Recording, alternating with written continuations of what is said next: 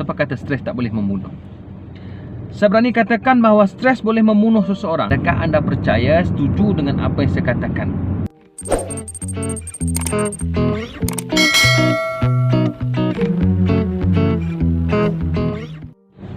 Assalamualaikum warahmatullahi ta'ala wabarakatuh.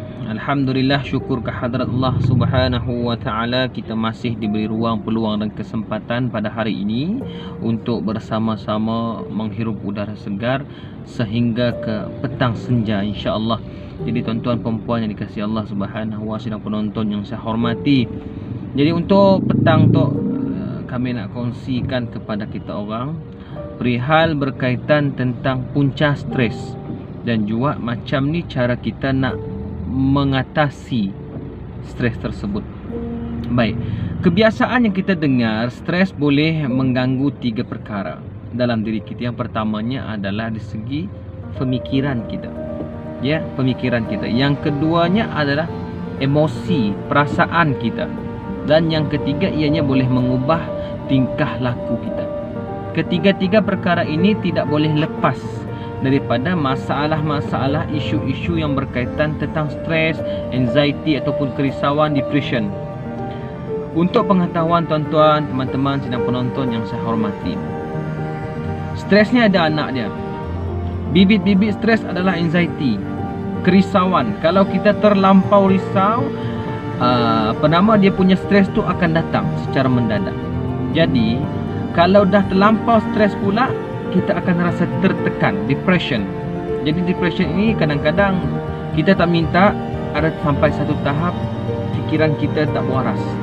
Berfikir ada dengar bisikan-bisikan, kita akan dengar suara-suara yang tak enak, seolah-olah memujuk kita untuk melakukan perkara yang tidak elok. Contohnya nak bunuh diri, nak terjun bangunan, ataupun sebaliknya. Saya tak nak sebut secara detail perkara tersebut, takut ini satu galakan. Tidak. Jadi tuan-tuan, perempuan, teman-teman, sahabat-sahabat sidang penonton yang saya hormati, stres ini satu penyakit. Kalau di hospital, kanser adalah penyakit yang berpotensi membunuh nombor 1 di dunia, ataupun di Malaysia lah, dalam konteks masyarakat kita di Malaysia. Tapi saya nak klasifikasikan bahawa kanser pembunuh nombor 1. Terlalu tipis untuk orang yang menghidap penyakit kanser itu untuk sembuh. Yang penting atas dasar kekuatan, atas dasar ia mampu bertahan dengan kemo, radioterapi, dengan ubat-ubatan yang dimasukkan seperti arwah mak saya.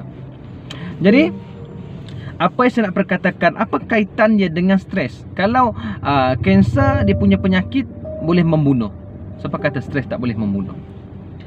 Saya berani katakan bahawa stres boleh membunuh seseorang. Kenapa? 3 perkara tadi kalau dah terganggu, nescaya dia boleh mendatangkan impak yang cukup besar, impak yang boleh mengganggu perasaan, boleh mengganggu pemikiran, boleh mengganggu tahap tekanan kita.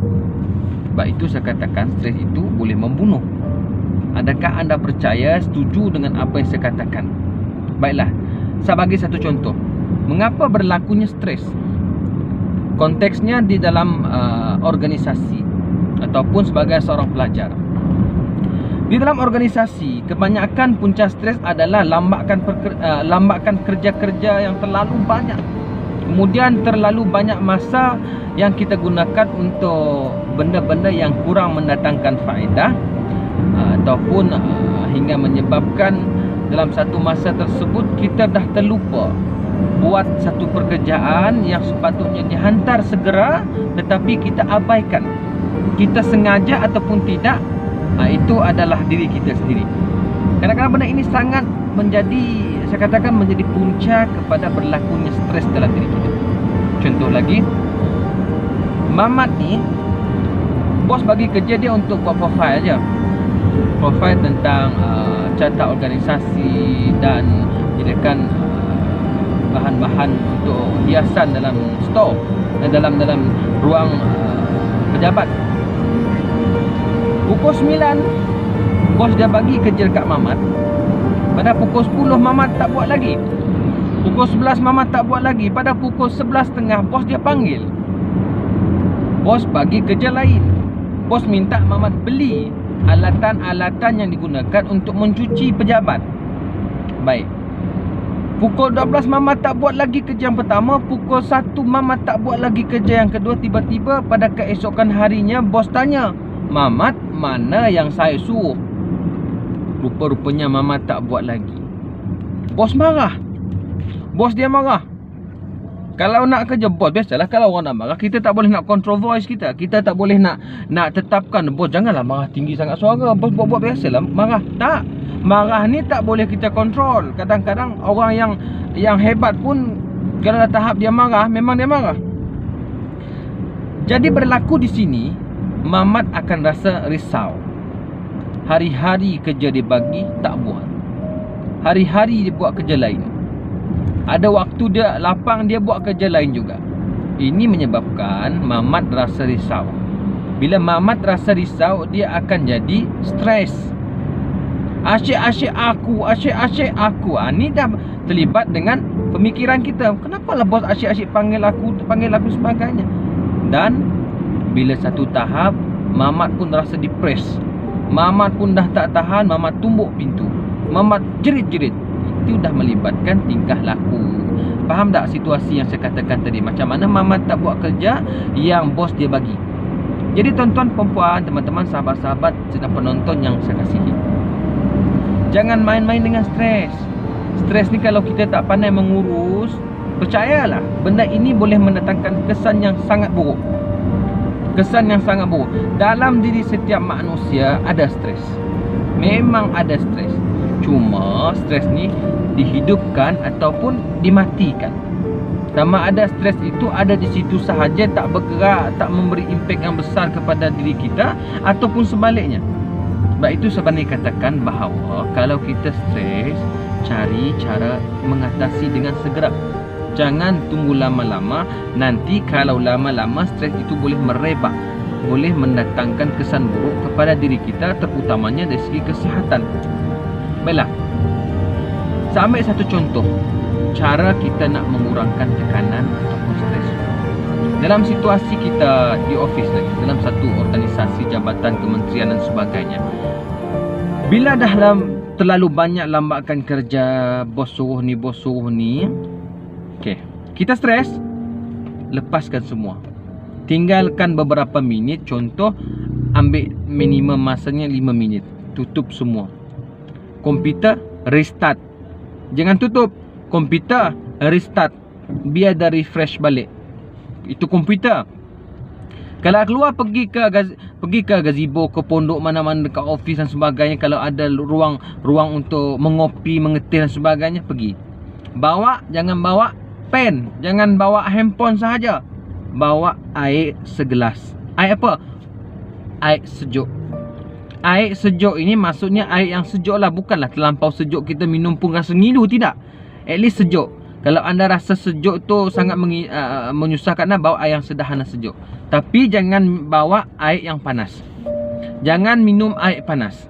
Kalau anda minum air panas ketika anda sedang dalam keadaan tertekan, stres, ia boleh mengubah corak pemikiran anda. Bila anda terkejut, benda itu mengganggu konsentrasi anda untuk mengurangkan tekanan pada tahap stres anda. Baik. Mengapa perlunya air yang saya katakan ais? Air sejuk, ais.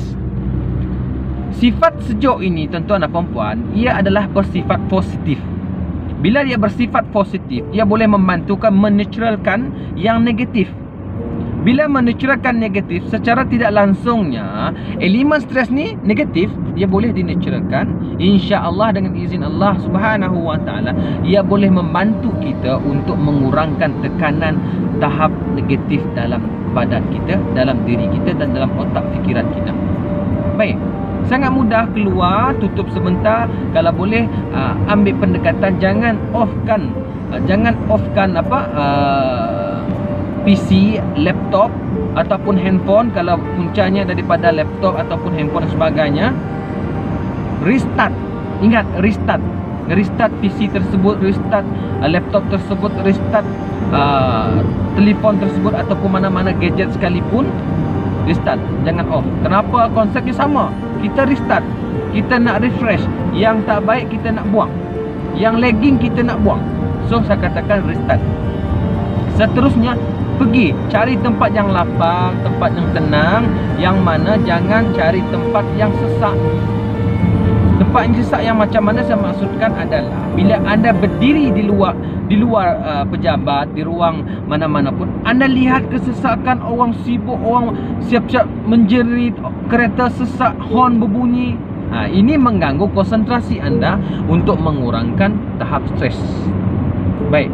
Seterusnya, minum air tadi. Janganlah anda minum dalam keadaan anda sekaligus telan. Tidak. Minum air sejuk tersebut dengan sederhana. Minum, tarik nafas, relax. Minum, tarik nafas, relax. Baik, itu yang ketiga. Seterusnya, jangan pegang mana-mana alat. Jangan pegang mana-mana item yang terasa panas. Contohnya macis kah, handphone yang terlampau panas kah, jangan pegang. Elemennya, ingat sahaja bila benda yang bersifat panas, ianya adalah dalam konteks benda yang boleh mendatangkan stres negatif dalam diri kita. Baik, bila dalam situasi duduk kita, jangan buka laman sosial. Jangan buka laman sosial seperti Facebook, WhatsApp, Instagram, Twitter, WeChat dan sebagainya. Kerana apa? Takut tersalah buka nanti, tengok dalam tu tertekan video pula orang sedang membunuh. Tertekan pula video-video yang tak senonoh. Tertekan pula bacaan statement ataupun benda yang mendatangkan kesan negatif dari segi pemikiran kita, mengganggu. Ini pun mengganggu. So, jangan buka Facebook. Relax. Ambil 5 minit je pun, 5 minit ataupun 10 minit relax. Tak perlu sentuh benda-benda yang saya katakan boleh mendatangkan impact 2 kali ganda. Okay.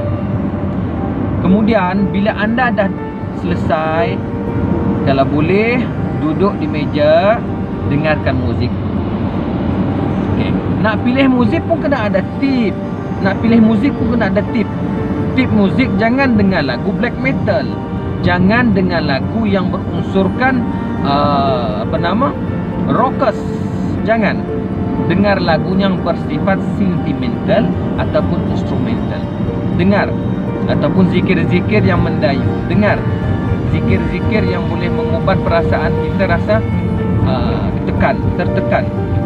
Sebaiknya kalau saya lebih menggalakkan tuan-tuan mendengar ada muzik-muzik yang ada campur bunyi burung, bunyi seruling, bunyi gitar yang mendamaikan.